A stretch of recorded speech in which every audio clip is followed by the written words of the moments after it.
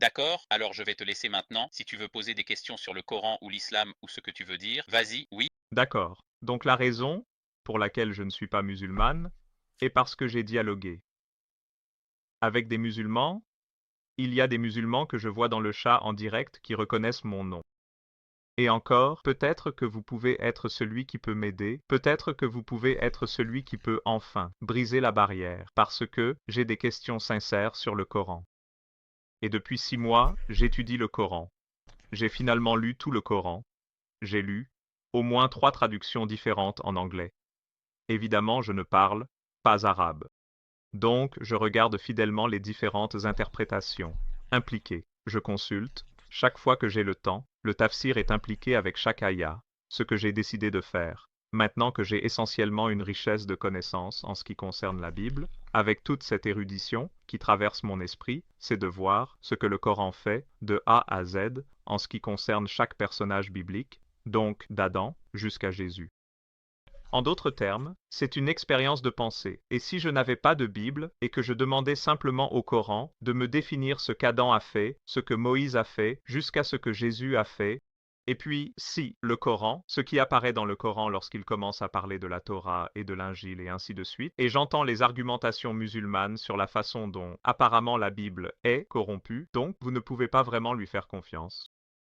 D'accord. Donc, quand je regarde le Coran et comment il définit tous ces personnages bibliques, pour l'argumentation, ce que je veux faire, c'est les mettre en parallèle avec la Genèse jusqu'à Jésus, pour voir s'il y a une quelconque corrélation.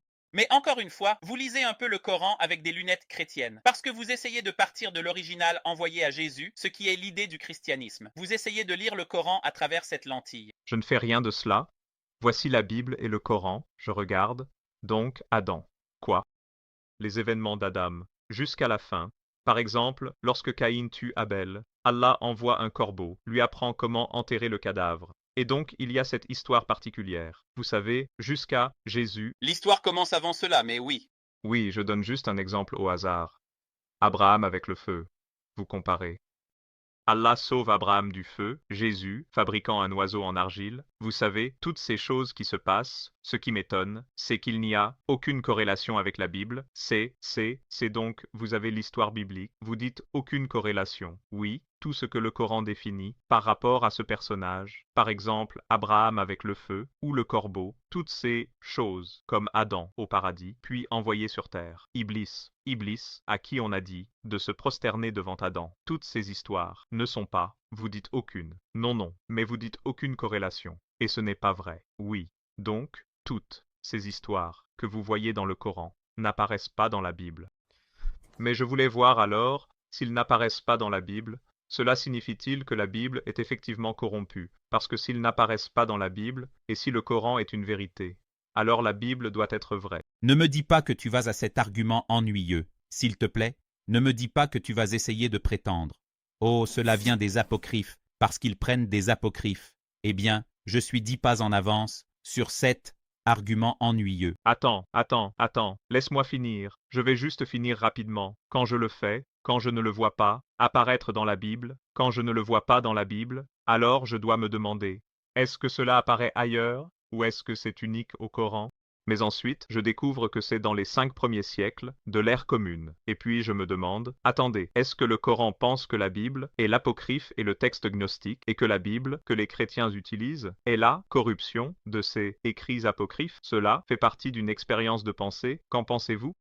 D'accord, comme je l'ai dit, c'est le même argument, n'est-ce pas? Mon point est très simple. L'histoire enregistrant certains événements devrait être ce que quiconque appelle apocryphe. Ce sont juste des chrétiens qui sont venus plus tard et qui ont identifié cela comme apocryphe, ce qui est complètement inutile pour nous d'un point de vue musulman. C'est de l'histoire pour nous que cette histoire soit arrivée ou non. Notre confirmation de savoir si cela s'est produit ou non est basée sur le fait que le Coran vient de Dieu ou non. Donc, je ne me soucie pas de ce que dit l'apocryphe. Je ne me soucie pas de ce que dit la Bible. Je regarde le Coran comme une écriture à part entière. A-t-il des preuves? Pourquoi devrais-je regarder le Coran à travers le prisme des apocryphes ou de ce que dit la Bible? Pour moi, c'est ridicule. Je le considère comme une écriture à part entière. Le Coran ne vous dit pas d'aller rechercher la Torah, l'Injil, l'Ancien Testament, la Bible et les apocryphes, puis de venir croire en moi. Le Coran dit « Ceci est le livre de Dieu ». Croyez en ce livre. Prenez le livre tel qu'il est. Ce livre est suffisant pour vous. C'est ce que nous disons. Nous regardons le Coran tel qu'il est. Nous n'avons pas cette idée tordue que nous devons prouver le Coran à travers les écritures précédentes qui existaient. Donc, pour moi, l'histoire enregistre ces événements est une preuve supplémentaire que ces choses se sont produites. Pourquoi je crois qu'elles se sont produites? Car j'ai des preuves indépendantes que le Coran vient de Dieu. Regardez la Bible pour commencer. La Bible est inutile pour moi. Ce n'est pas offensant. Je parle d'un point de vue musulman. Je n'en ai besoin. Pour croire en l'islam, je n'avais pas besoin de regarder la Bible du tout. Je n'avais pas besoin de la regarder.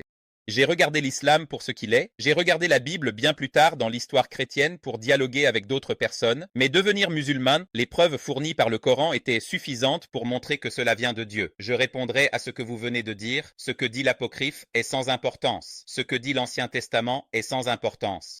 Ce qui est pertinent, c'est de savoir si cette écriture tient cela comme preuve qu'elle vient de Dieu ou non, si c'est le cas, et qu'il peut être prouvé qu'elle vient de Dieu et que j'ai des preuves que le prophète Muhammad est un prophète de Dieu, alors j'accepterai tout ce qu'il dit parce que j'ai des preuves qu'il est un prophète de Dieu. D'accord. Cette réponse ne me convainc pas vraiment et ne m'aide pas, parce que c'est la même réponse que j'ai entendue d'autres musulmans lorsque j'ai posé la même question. Donc, par exemple, puisque je n'essaie pas de te convaincre, mais vas-y, non, non, non, je sais, je mets simplement mes cartes sur la table, et j'apprécie la discorde cordiale ici. Donc, remarquez que, psychologiquement, étant scientifique, je suis guidé par les données. Donc, je vais très bien. Par exemple, je donne juste un exemple au hasard. Quand je regarde, disons, l'histoire de la Genèse, c'était même avant que je sois chrétien. Quand je regarde, disons, les caractéristiques géographiques avec l'emplacement d'Éden, quand je regarde, disons, le potentiel de l'endroit où l'arche de Noé atterrit et toutes ces descriptions et noms de lieux qui sont exposés, je peux, avec une bonne connaissance des détails anthropologiques de la migration humaine et de l'évolution humaine et tout ça, je peux faire une localisation juste et très précise d'Éden dans le golfe Persique. Le golfe Persique doit être l'événement d'inondation, comme tout cela, même avec Moïse et l'Exode, je peux pointer, disons, Ramsès le Grand, la 19e dynastie. Je peux le désigner comme étant le pharaon basé sur les études, et vous savez, le récit de l'Exode, mais quand je regarde ensuite ce que dit le Coran, à savoir que le pharaon s'est noyé, c'est une affirmation historique. Mais ensuite, quand je vais enquêter, attendez, mais le Coran est silencieux sur quelle dynastie il parle, quel pharaon il mentionne. Et le pharaon s'est noyé, mais aucun égyptologue n'a jamais, la Bible ne dit pas non plus quel pharaon c'est. Non, il est écrit P-Ramsès. Cela ne décrit pas la terre. Il mentionne les entrepôts de P-Ramsès dans Exode 1 et Exode 2. Oui. Mais Ramsès, lequel des Ramsès? Plus précisément, les entrepôts spécifiquement liés à Ramsès sont grands. Selon la vision du XIIIe siècle avant JC, Ou la 19e dynastie d'Égypte, mais le point est que la Bible ne dit même pas que le pharaon s'est noyé, et les égyptologues diront que Ramsès est le plus grand. Laissez-moi vous demander, d'accord, d'accord, ma question pour vous, selon le Coran, le pharaon prétendait être Dieu, selon la Bible, il n'y a aucune preuve qu'il prétendait être Dieu. Ouais, selon vous maintenant, en utilisant votre raisonnement, les apocryphes seraient la source pour celui qui a écrit le Coran pour apporter cette information, n'est-ce pas? Parce qu'il ne l'apprend clairement pas de la Bible, car la Bible ne dit pas que Ramsès II prétendait être Dieu. tu suis. Non, non, non, non. Non. Yo, je pense que tu comprends mal ce que je dis ici. Non, non, je fais un argument. Vous faites un argument séparé. Non, non, non, non, non. Attendez, laissez-moi clarifier mon point. Vous avez les histoires dans les récits bibliques qui sont contemporaines des événements qui se déroulent.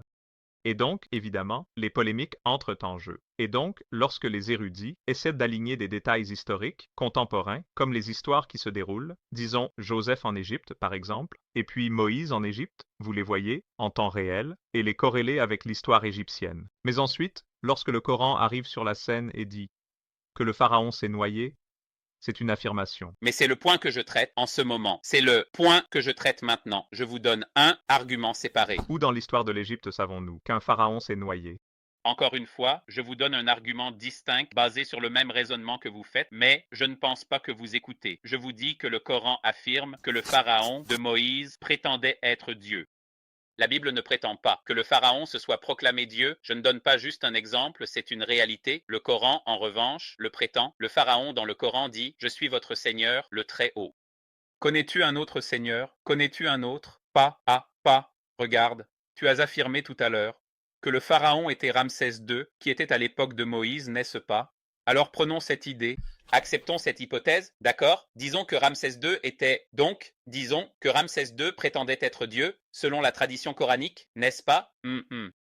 Selon la Bible, il n'est pas dit qu'il n'y a pas d'apocryphe qui dit cela, qui dit que Ramsès est le deuxième à prétendre être Dieu. La question est, d'où le Coran tirerait-il cette information s'il pensait que l'apocryphe était la véritable source? D'où vient cette information? Car elle n'est pas dans l'apocryphe, et vous prétendez simplement que parce que vous avez trouvé cette information dans l'apocryphe, vous pensez que le Coran prend des informations de l'apocryphe. Maintenant, si votre raisonnement est cohérent, alors cette idée que le pharaon prétendait être Dieu devrait également être dans l'apocryphe. Un autre exemple, le fait qu'Abraham adorait, que les gens d'Abraham adoraient le soleil, la lune et Vénus devraient être dans l'apocryphe, mais ce n'est pas dans l'apocryphe, d'accord? Donc, ce sont toutes des informations. Abraham a-t-il adoré? Non, pas Abraham. Les gens d'Abraham adoraient le soleil et trois dieux, le soleil, la lune et Ishtar, qui était la déesse de Vénus, n'est-ce pas? Donc, selon le Coran, oui, le Coran, chapitre 6 du Coran, il est dit que son peuple, il débattait avec eux à propos de la lune, du soleil et de Vénus, n'est-ce pas? Le point est celui-ci, ce sont toutes des informations qui ne se trouvent pas dans les apocryphes. Si votre argument était réellement cohérent, alors vous trouveriez toutes ces choses dans les apocryphes. Mais cela fait partie des apocryphes. C'est dans les jubilés.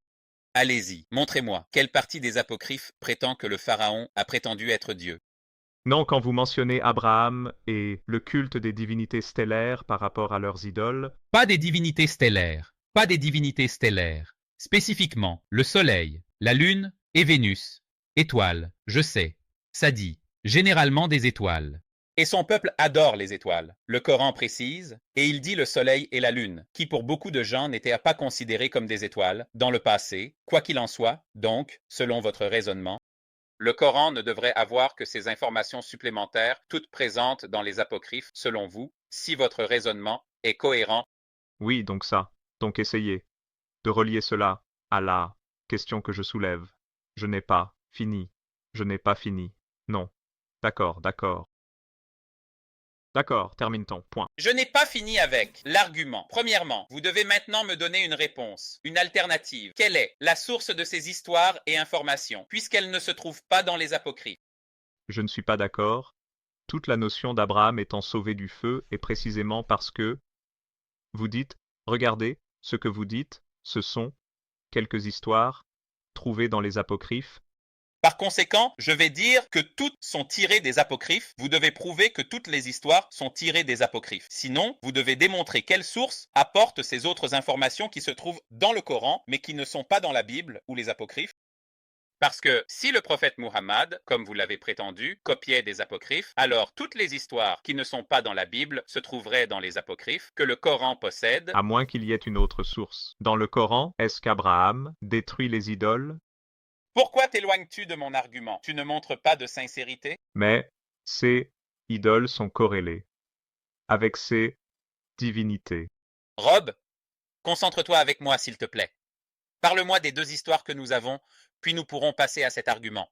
Quelle est la source de ces histoires, Rob, basées sur les données, Rob? D'où viennent les données? Dis-moi, je viens de dire que ces histoires que tu vois à propos d'Abraham et de l'étoile de DD1, c'est. Regarde comment tu continues à détourner, ignorant les points que je soulève. Regarde, regarde, regarde. Mes points concernaient le Soleil, la Lune et Vénus, et à propos du pharaon, Ramsès II prétendant être Dieu. Oui, alors, comment cela rend-il le Coran correct? Non, non, non, cela montre que votre argument n'est pas cohérent, car s'il était tiré des apocryphes, nous trouverions ces histoires. Vous affirmez que, selon vous, celui qui racontait ces histoires dans le Coran parce qu'elles ne sont pas dans la Bible devait les avoir prises d'une source. Il pensait que les apocryphes étaient l'original et que la Bible est une corruption des apocryphes. C'est ce que vous avez dit mot pour mot. Par conséquent, il prenait cette information des apocryphes, mais nous venons d'établir que cette information dans le Coran est extra-biblique. Elle n'est pas dans la Bible et elle ne vient pas des apocryphes, ce qui montre que votre raisonnement est incohérent. Alors, est-ce que c'est donc, d'accord, si c'est le cas en ce qui concerne ces détails, c'est spécifiquement unique au Coran alors, basé sur cet argument? Excellent. Maintenant, sur cette base, je vais avancer un autre argument. Seriez-vous d'accord pour dire qu'il est significatif qu'un pharaon ait prétendu être Dieu, puisque la Bible enregistre tout ce que faisait le pharaon? Vous parlez aussi de dynastie et de tout cela. Elle enregistrerait cet événement magnifique dans lequel il prétendait être Dieu, si c'était historiquement correct. Mais c'est un point mineur, parce que si vous avez un pharaon à ce moment-là, oui, c'est un point mineur, parce que permettez-moi de répondre. Allez-y, permettez-moi de répondre. Attendez, permettez-moi de répondre, allez-y, permettez-moi de répondre, allez-y. Dans l'Exode 7, verset 1, quand Dieu lui-même dit à Moïse que tu vas agir comme un Élohim par rapport à Pharaon. C'est pourquoi les égyptologues, encore une fois, font cette connexion avec Ramsès le Grand. Et ce n'est pas seulement Ramsès le Grand qui prétendait être un dieu, c'est tous les pharaons. Akhenaton serait un exemple célèbre qui a imposé une foi monothéiste. Historiquement correct, le point ici est la noyade du pharaon. Vous devez traiter comme un point historique. Je vais m'en occuper. C'est mon point. Le point ici. Le point ici est la noyade du pharaon. Vous devez gérer cela. Je vais m'en occuper. C'est mon point. Oui, non, non, mais je détruis ton postulat. Tu ne comprends pas. Tu as construit tout, un grand postulat, selon lequel cela vient des apocryphes. Je démolis le postulat plutôt que de traiter chaque histoire individuellement, ce qui est une perte de temps. Je peux démolir tout le postulat, ce que je viens de faire pour montrer que les histoires dans le Coran ne sont pas tirées de l'apocryphe. Il y a beaucoup d'histoires qui ne sont pas apocryphes. C'est la première chose. La deuxième chose est de dire que Dieu a dit à Moïse, tu seras Elohim. Comment avez-vous corrélé cela avec Elohim étant Pharaon, Pharaon étant Elohim, ce qui est complètement absurde? Dieu dit selon vous que Moïse sera Elohim, pas Pharaon. Moïse est celui qui va être Elohim pour le Pharaon. Je n'ai pas dit Elohim, je n'ai pas dit ça non plus. Regarde, tu as dit est enregistré. Je vous ai précisé qu'Exode 7.1 est une polémique contre le pharaon prétendant être une divinité. D'accord, donc vous dites que ce n'est pas historiquement correct? Non, je dis que c'est historiquement valide. A-t-il affirmé ou n'a-t-il pas affirmé? Répondez à nouveau. Donc, je dis que le terme pharaon est associé à un statut de divinité. Et ce n'est pas unique à Ramsès. Ce n'est pas vrai. Le terme pharaon, historiquement, à l'époque de Joseph, etc., était utilisé pour le temple, et plus tard, il a été utilisé pour le roi. Oui, la maison. Le roi de la maison du roi, tu veux dire, elle a été utilisée pour cela, puis elle a été utilisée pour le roi. Cela ne veut pas dire que Dieu n'a rien à voir avec Dieu là-bas, n'est-ce pas? Le point est ceci. Non, cela a tout à voir avec la localisation de la divinité. C'est pourquoi vous avez des structures de ziggourats qui localisent la divinité. Roi et divinité sont deux choses distinctes. Allez, sois honnête, Rob. Regardez. Non, le roi représente la divinité en son nom. C'est le langage de « Assis-toi à ma droite, je ferai de l'ennemi un marchepied ». Je vais te montrer pourquoi tu n'es pas sincère dans un instant, d'accord? Montre-moi un érudit chrétien, d'accord, qui a dit, compris ce que tu as compris, que Pharaon ici se réfère à Dieu et à la divinité, et que Pharaon prétendait être Dieu selon cette compréhension. Vas-y, montre-moi. Alors James Hoof, d'accord, je peux. Pointer, non, pas après l'islam, avant l'islam. Avant l'islam. Avant l'islam, Oui, parce que l'islam fait cette affirmation plus tard. Donc, quelqu'un peut prendre cela comme une source. Je dis sans l'islam, avant l'islam. Pouvez-vous me trouver quelqu'un historiquement qui affirme cela? D'ailleurs, juif ou chrétien, parce que c'est une très longue période. Avant l'islam, avant que le prophète Muhammad ne vienne. Pas l'islam, car c'est une autre histoire. Donc, jusqu'à ce que le prophète Muhammad vienne, vous aviez des historiens juifs qui comprenaient mieux que vous ce que signifie Pharaon.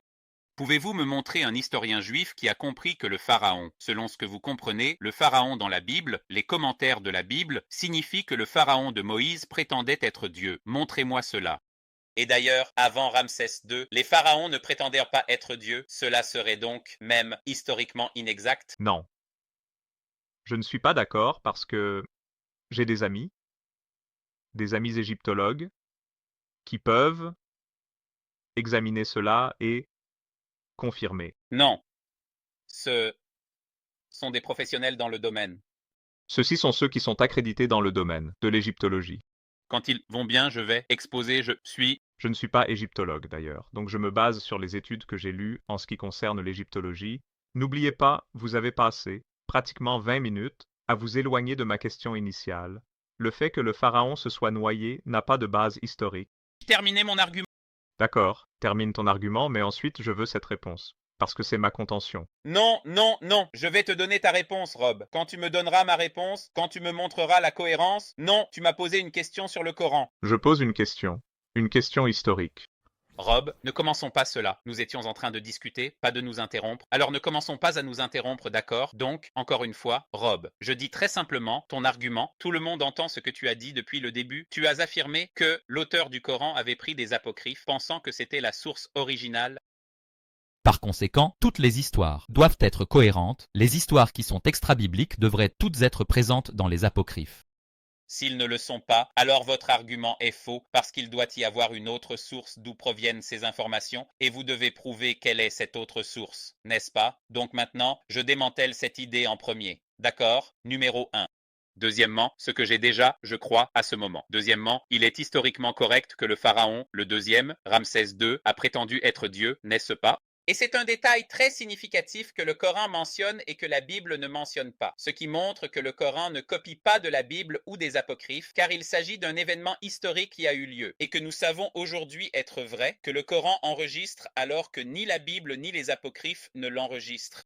De même, l'idée que le peuple d'Abraham adorait la lune, le soleil et Vénus est quelque chose que le Coran enregistre, que ni la Bible ni les apocryphes n'enregistrent, et c'est historiquement exact. Ce qui montre que le Coran n'est pas tiré des apocryphes et certainement pas tiré de la Bible, car ce sont toutes des informations historiques qui ne sont présentes dans aucun d'eux. Et si vous étiez sincère, peu importe ce qui est arrivé à la mer et comment Pharaon est mort, vous devrez répondre à ce point et accepter que cela ne provenait pas de la source de celui qui a écrit dans le Coran, qui est Dieu, oui. Donc, je ne pense pas que vous allez accepter l'argument, n'est-ce pas? Non, non, j'écoutais, d'accord, j'écoutais. Donc, j'affirme que si vous, parce que remarquez, vous êtes passé de Pharaon à Abraham. Et tu fais des allers-retours entre ces deux exemples. Abraham était avant. Oui, je n'ai même pas choisi Abraham. Je choisis des exemples très spécifiques et détaillés en ce qui concerne Abraham. Tu comprends ce que je fais avec toi, Rob? Je traite ton argument. L'argument ne repose pas seulement sur l'idée de Moïse. Vous essayez de traiter mon argument où j'ai expliqué qu'il n'y a aucune corrélation avec la Bible.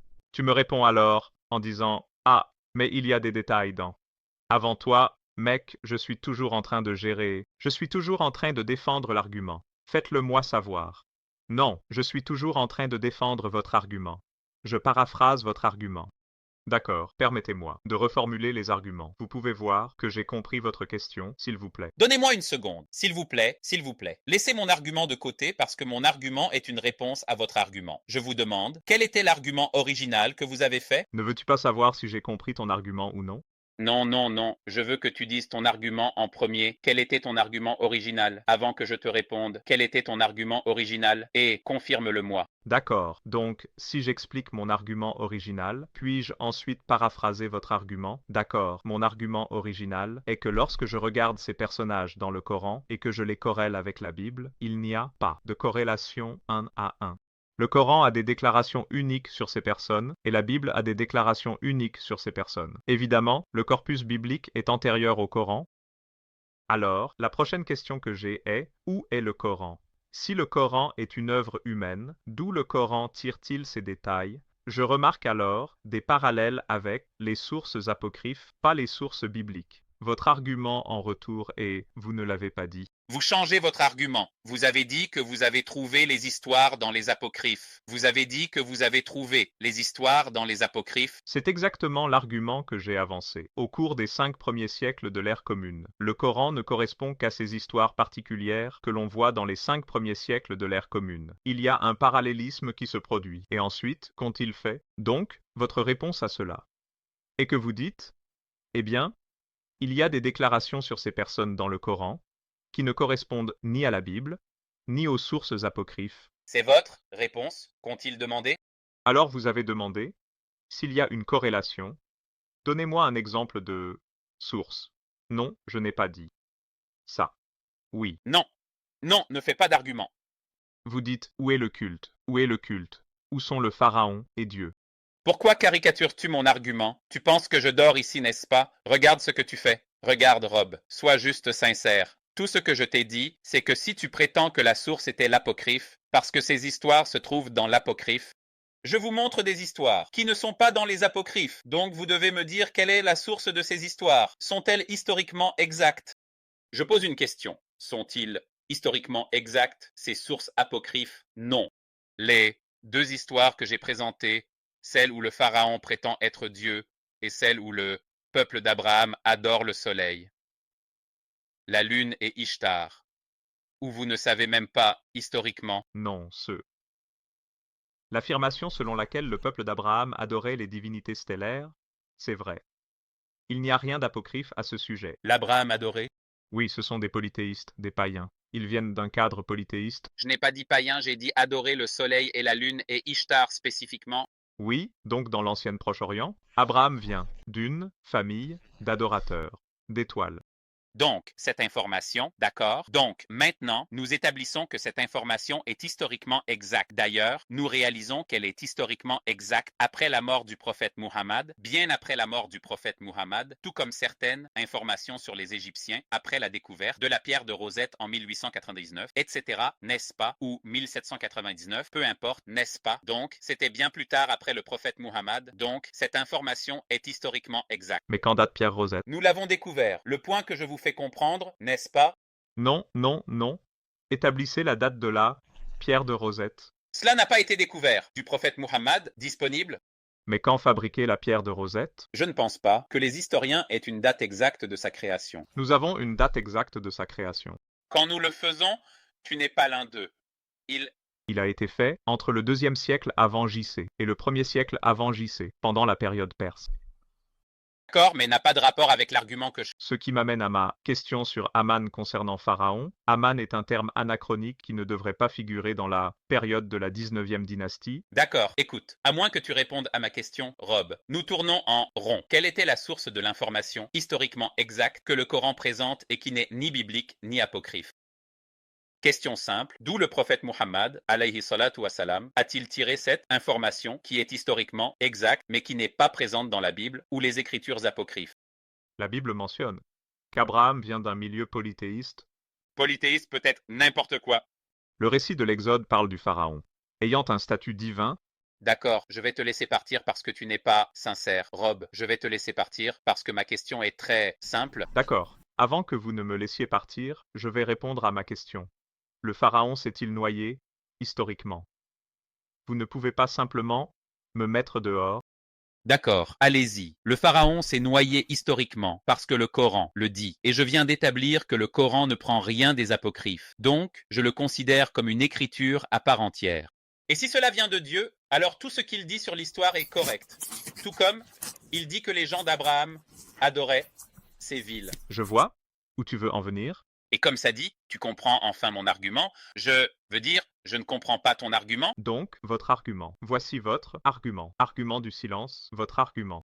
Pas de problème, vous pouvez dire ça. Alors, c'est une foi aveugle? Vous croyez aveuglément que le Pharaon s'est noyé? Il y a des historiens qui le croient. Je crois comme Maurice Buquet. Il a écrit tout un livre sur cette idée de la noyade du pharaon. Non, c'était un imposteur. Il a été discrédité par les égyptologues. Pas par moi. Égyptologues.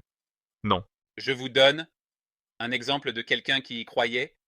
Je ne l'utilise pas comme preuve. Pour moi, la preuve est, comme je vous l'ai dit, que le Coran vient de Dieu. Vous avez affirmé, oh non, il est tiré des apocryphes. J'ai démontré 2 exemples de 2 événements historiquement exacts que nous ne connaissions pas, que nous ne pouvions pas connaître, car les informations sur Abraham. Nous avons découvert, dans le temple de Zukadur, l'idée des 3, le Nana, Shamash et Ishtar, qui étaient les noms des 3 dieux qu'ils adoraient, soit dit en passant, l'un symbolisant le soleil, l'autre symbolisant la lune et l'autre symbolisant Vénus. Nous avons découvert que dans ce temple, la langue sumérienne était morte au temps du prophète Muhammad, personne ne la parlait. Et le temple était enseveli sous le sable. Il n'aurait pas pu accéder à cette information, ce qui montre que le Coran ne copie pas des apocryphes ni de la Bible. Car il y a cette information historiquement exacte qui ne provient ni de l'un ni de l'autre. Quoi qu'il en soit, Rob, c'était un plaisir de parler avec toi. Nous avons passé beaucoup de temps ici, Rob. Rob, nous avons passé beaucoup de temps ici. Est-ce aussi un argument de Silas? Même du jugement de feu, pouvez-vous prouver que ce type de punition n'existait pas? Je crois. Même avoir des preuves historiques. Parce que quand nous allons à Ur-Kazi, quand nous regardons la forme Canaé, tu parles, pas moi. Non, non, Rob, donne-moi une seconde. Voici mon email. Parce que nous parlons depuis très longtemps, n'est-ce pas? D'accord. Voici mon email.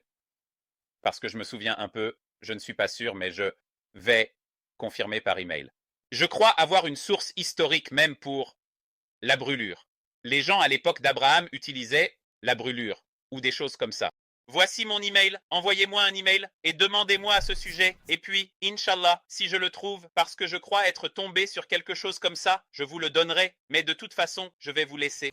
C'était agréable de parler avec vous. J'apprécie la discussion respectueuse. J'apprécie toujours les discussions respectueuses. Tant qu'elles sont respectueuses, je suis heureux de parler à n'importe qui. Je vais vous laisser partir.